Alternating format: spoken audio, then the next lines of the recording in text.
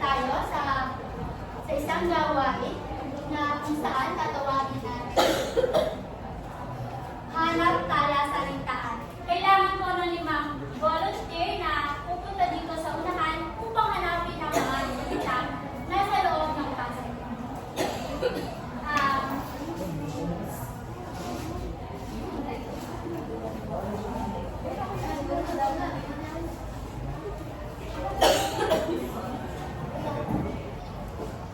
Sa hanap tala sa rintaan, gamit ang puzzle, hanapin ninyo ang 5 salita na kasing kahulugan ng salitang hakoy at gamitin ito sa pangungusap.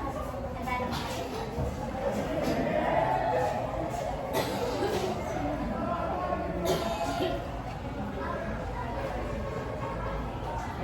Papaklood.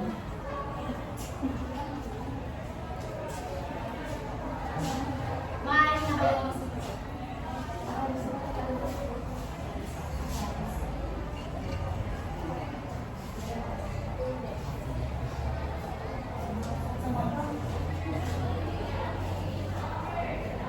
Basta.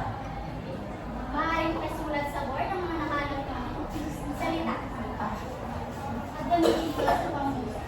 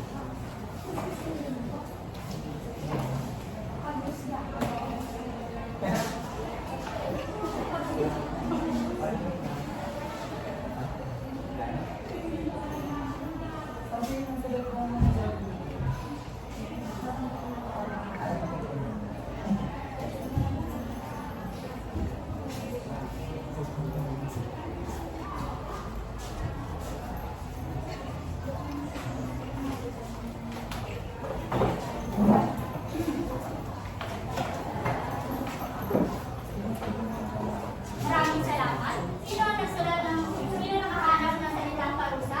Gamitin ito sa pangungusap. Napakasakit na rin. Parusa ng hari sa kanya. At sino naman ang nakahanap ng salitang pasya? Gamitin ito sa pangungusap. Yes? Rita ay gumawa ng tatlong pasya para sa kanilang pamilya. Sa ikatlo, ang pagpili ng bagong pamulo ni Ivan ay nagbunga ng magandang resulta. at sa ika-4 naman, Ang paghusga sa tao na walang ebidensya ay mali.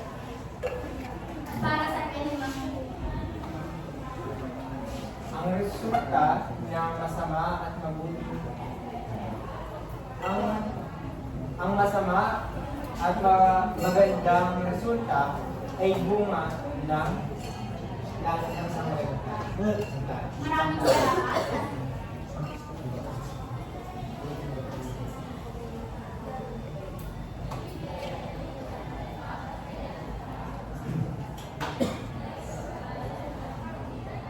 At narito ang 5 salita na makikita sa puzzle na kasing kahulugan ng salitang hapon. At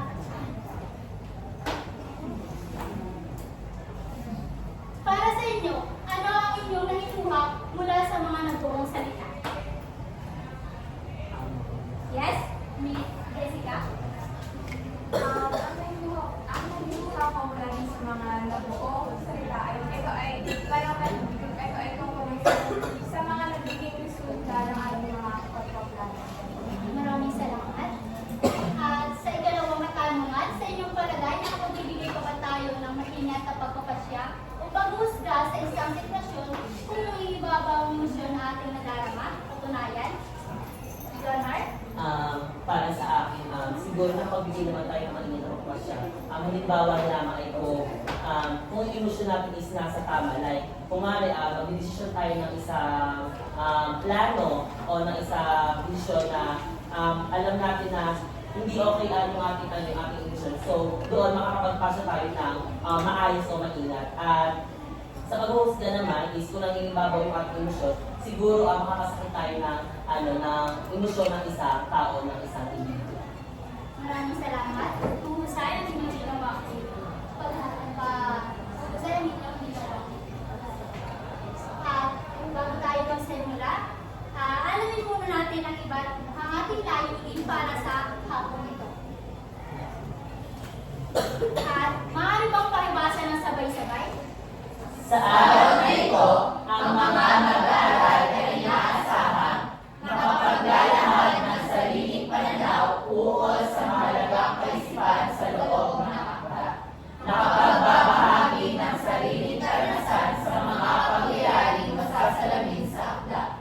Nakalilikha ng advokasya hinggil sa tamang pangangalaga sa mga hayop at kalikasan sa pamagitan ng isang gawaing TikTok.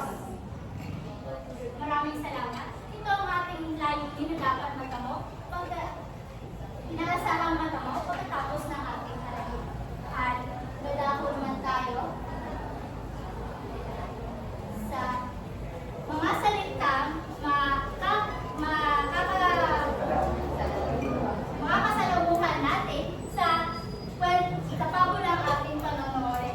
At batay sa mga salitang may salungkuhit at sa kanilang mga pangungusap, maaari bang tukuyin ang ibig sabihin ng mga salitang may salungkuhit?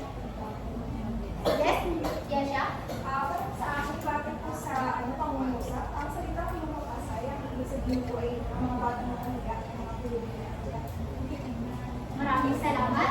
At para sa ikalawa naman, yes, Miss Gwen?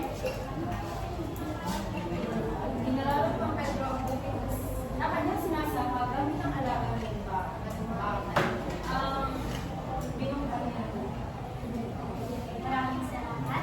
At para sa ikatlo, yes, Gwen? Si Jessica ay malumanay na nagbigay ng kanyang opinion sa tekstong binasa.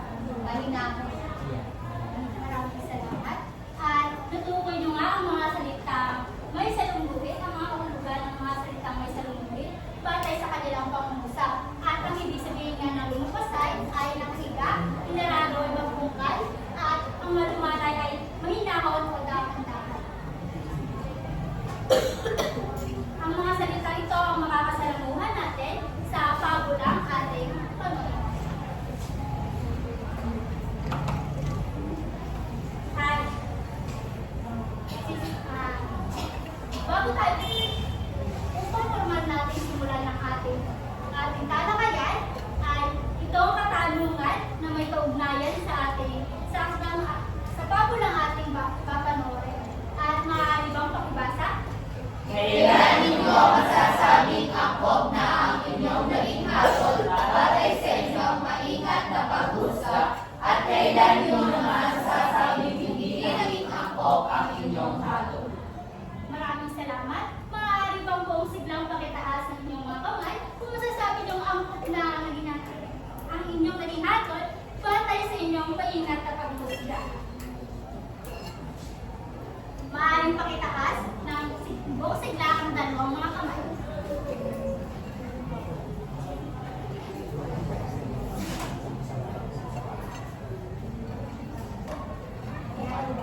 At ipadyak naman ang kanang paa kung masasabing hindi angkop ang inyong naging hatol batay sa inyong maingat na paghusga.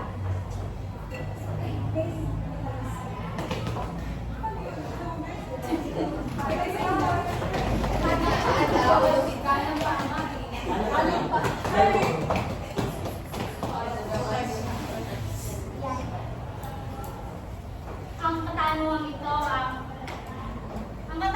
ito ay may kaugnayan sa pabulang ating panonoodin at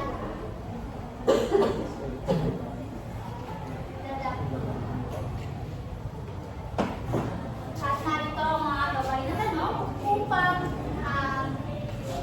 maging gabay nyo sa pag-unawa sa pabulang inyong panonoodin. Maaaring pagbasa na lahat.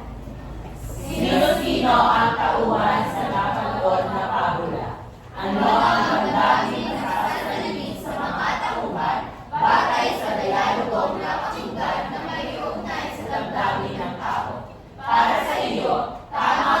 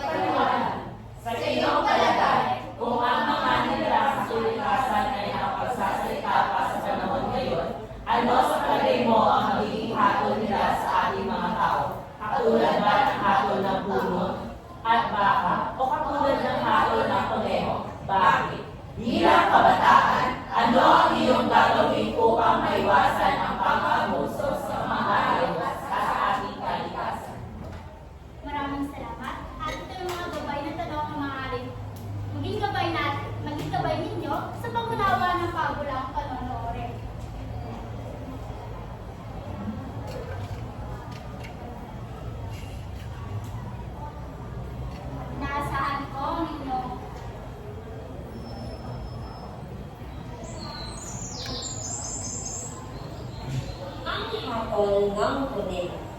Ni Vilma C. Amba.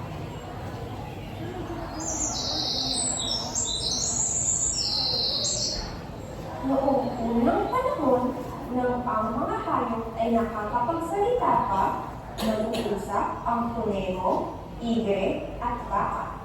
May isang tigre naghahanap ng makakain sa gubat. Sa kanyang paglalakbay ay nahulog siya sa napakalalim na bukal. Paulit-ulit na sinubukan ng tigre na makaahon. Subalit siya ay naligo. Sumigaw siya ng paulit-ulit upang humingi ng tulong, subalit walang nakarinig sa kanya. Tulong! Tulong! Tulungan niyo ako! Kinabukasan, muling humingi ng tulong ang tigre. Sigaw ito ng sigaw hanggang nagtuturaos. Malungkot at sa sobrang gutom ng tigre ay napalimpasay na lamang siya sa lupa. Naisip niya na ito na ang kanyang kamatayan. Mga ilang sandali ay nakarinig siya ng yapak. Nagkaroon siya ng pag-asa at tumayo. Ako ay nagugutom na. Maaaring ba akong tulungan? Tulong! Tulong! Isang lalaki ang nakarinig sa kanya at dumungaw sa hukay. Isang tigre! Pakiusap, tulungan mo akong makalabas dito. Kung tutulungan mo ako, hindi kita makakalimutan. Naawa ang lalaki sa tigre, subalit naisip niyang makakainin siya nito. Gusto sana ko tutulungan. Subalit, nangangamba ako sa maaaring mangyari. Patawad, ipagpapatuloy ko na ang aking paglalakbay. Muling nagsalita ang tigre at nagmamakaawa sa lalaki na tulungan ito. Sandali! Sandali! Huwag mong isipin iyan. Huwag kang mag-alala. Pangako ko, hindi kita sasaktan. Nagmamakaawa ako. Kapag ako ay nakalabas dito, tatanawin kong malaking utang na loob. Tila lapis na nakakaawa ang tinig ng tigre, kaya bumalik ang lalaki para tulungan ito. Nakahanap siya ng troso at dahan-dahan niya ibinaba sa hukay. Gumapang ang tigre, pakyat hanggang makaahon sa hukay. Nakita ng tigre ang lalaking tumulong sa kanya. Inikutan ng tigre ang lalaki at nagsimulang maglaway. Sandali! Hindi ba nangako sa akin na hindi mo sasaktan o kakainin? Ito ba ang paraan mo ng pagpapasalamat sa pagtulong sa'yo? Wala na akong pakialam sa aking sinabi dahil ilang araw na akong hindi kumain. Sandali! Tanungin natin ang puno ng pino. Kung tama bang kainin mo ako? Sige, tanungin natin ang puno ng tino. Pero pagkatapos natin siyang tanungin, kakainin na kita. Kutungo-kutungo na ako.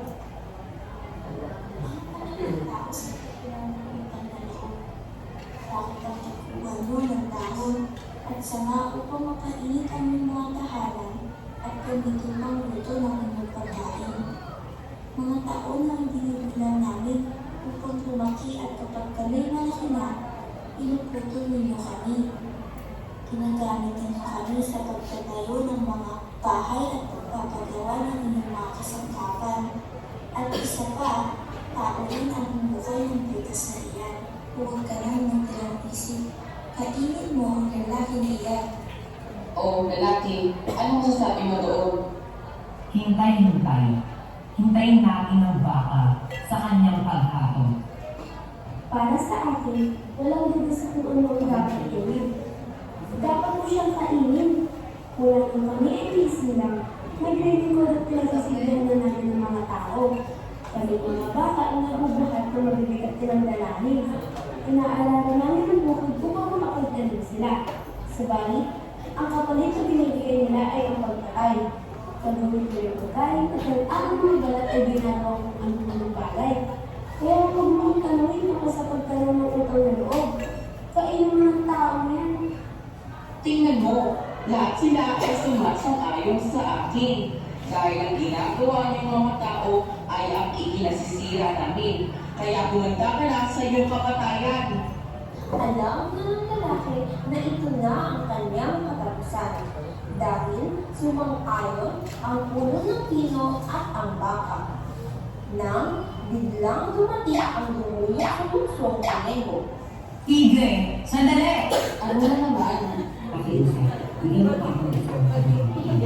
Alamin natin ang kanyang para sa kanyang kailangan. Kung dapat magaling ang tingin. Walang kwenta. Alam mo pareho lang sa sagot ng puno ng pino at ng baka. O sige, pero huli na ito, gutom na gutom. Isinalaysay ng lalaki at tigre ang nangyari. Matapang nakinig ang kuneho, ipinikit ang kanyang mga mata at pinagalaw ang kanyang mga mahahabang tenga. Pagkalipas ng ilang sandali, muli niyang ibinilag ang kanyang mga mata. Nagsalita ang kuneho. Tingnan natin, sabi mo nahulog ka sa hukay at ikaw naman nakatayo dito sa taas. Pumunta kayo sa mga posisyon ninyo noon upang mapag-isipan ko pang mabuti ang aking hatol. Wika ng kuneho. Tumalon agad ang tigre at hindi ang isip. Ang gusto lamang niya ay matapos na agad ang usapan nang makahinanyak ang lalaki. Ganito ang kalagayan ni Manon. Ikaw, tigre, ay nahulog sa hukay. Ikaw naman, lalaki, narinig mo ang paghingi ng tulong kaya tinulungan mo ang tigre. Ngayon, maaari na akong magbigay ng aking hatol. Ang problemang ito ay nasimula ng tulungan ng tao ang tigre na makalabas sa hukay. Sa ibang salita, kung ang tao ay hindi nagpakita ng kabutihan at iniwan ng tigre sa hukay, walang problema. Kaya naisip ko na magpatuloy ang tao sa kanyang paglalakbay at dapat manatili ang tigre sa hukay.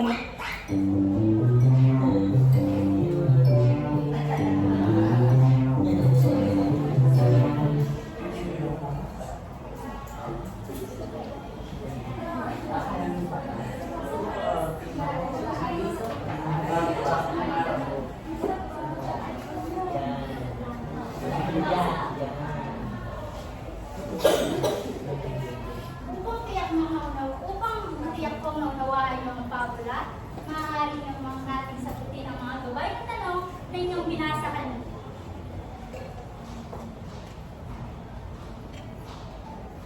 Sino ang maaaring sumagot ng unang katanungan? Yes? Present? Ang mga tauhan sa pabula ay si tigre, kuneho, baka, yung bata, at saka yung musiki. Maraming salamat. At sila nga ang mga tauhan sa napanood na pabula kung saan maaaring kumatawan sa iba't ibang katangian ng isang tao. At sino naman ang maaaring sumagot ng dalawang katanungan? Maaari mo bang sagutin ang katanungan, Roseanne? Ano ang ganda na nasasalamat sa mga tauhan? Bakit sa reality ng pakinggan na may bigay sa damdamin ng tao? Ano? Lahat po ba yun? Hindi lang yung tao. Ano? Meron po silang kanya-kanya katangian na kung saan meron po silang kanya-kanya katangian na kung saan ay pare-pares po sila ng hatol. Tapos yung una po, siya lang po yung nagpaiba ng decision yung sa sitwasyon ng tao at yung sila. Maraming salamat. At para sa ikatlong katanungan, sino maaaring sumagot? Yes, Samuel, maaaring mo sagutin ang ikatlong katanungan? Para sa iyo, tama ba ang hatol ng kuneho sa iyo? Para sa akin, tao. Kasi yung ilang isang tao, ang isa sa ating mga ugali is yung mananong tayo. Subalit, yung sa meron mga pagkakataon na hindi natin ibibigay yung utang na loob ngayon sa tumulong sa atin. Kaya naman, yan tama na kung saan nagsimula yung problema ay dapat hindi natin pinubuhat kung ano ba yung mga solusyon. Yun yung naging hatol sa iyo. Maraming salamat sa iyong kasagutan.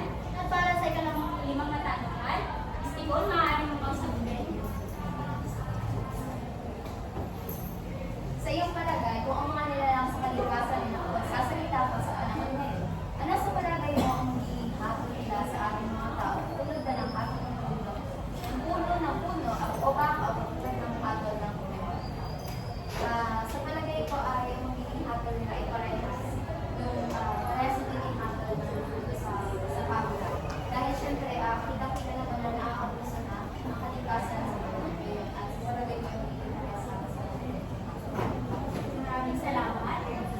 may ibang opinion para sa kalimang katanungan? Yes, Paul? Kung mabibigyan siguro ng pagkakataon na makapagsalita o bigyan ng kaparehas sa buhay o kaparehas sa kamalayan ng mga hayop, katulad ng ating mga tao, hindi ako magkakaroon ng iba't ibang perspektibo sa pagkatong sa ating mga tao. Bakit? Kasi mayroong mga hayop o mga nilalang dito sa mundo na hindi natin inaalagaan na maaaring ituloy natin sa away. Subalit, meron sa perspektibo naman na katulad ng mga aso, mga pusa ay tinuturing natin na kabahagi ng ating pamilya na sila yung magiging tagapagtanggol natin, kumbaga hindi nila tayo makalulan ng kamatayan. Kumpara dun sa mga ibang nilalang at tinuturing natin kaaway tulad ng mga ibang uri ng ahas sa kung saan ito yung mga makamandag at iba't ibang mga mababangis na hayop na hindi maaaring alagaan o maaaring magisani ng problema o kalbaryo sa mga tao. Ayan. Kaya magiging magkaiba ang hatol ng mga hayop sa ating mga tao kung sila mabibigyan ng buhay katulad natin mga tao. Maraming salamat sa iyong kasagutan at para sa ikaanim na katanungan, maaari mo bang sagutin? Hindi. Bilang kabataan, ano ang iyong gagawin upang maiwasan ang pang-aabuso sa mga hayop at sa ating kalikasan? Siguro ang gagawin ko dyan ay iingatan natin yung mga hayop natin para yung kalikasan natin ay mas maayos sa mundo. Maraming salamat. Sino pang may mga? Yes, Leonard? Bilang kabataan na yung gagawin ko pang may wasang pag-ubuso sa mga halika sa ating kalikasan. Siguro bilang sa kabataan, siguro magagawa ko na paraan sa habang sa mga kalikasan. Siguro gagawa ko ng mga batas na tumapatungkol sa ating mga hayop sa ating mga kalikasan. Alam naman natin na sa loob ng isang taon na mga naabuso o mga nakapatay ng mga hayop at maraming mga kalikasan ang patuloy na minsan ay sinusubo at mayroong mga ibang ginagawa. Siguro sa tulong ng aking paggawa ng isang batas na pumapatungkol sa mga abuso sa mga hayop sa ating kalikasan is mapapangalagaan ito. Kumbaga, maiwasan natin yung mga pang-aabuso sa ating mga kahayupan at sa ating mga kalikasan. At yun yung isang solusyon na bilang isang kabataan sa ating mundo. Maraming salamat. Sino pang may comment para sa ikaanim na katanungan? Yes, Lori? Yan.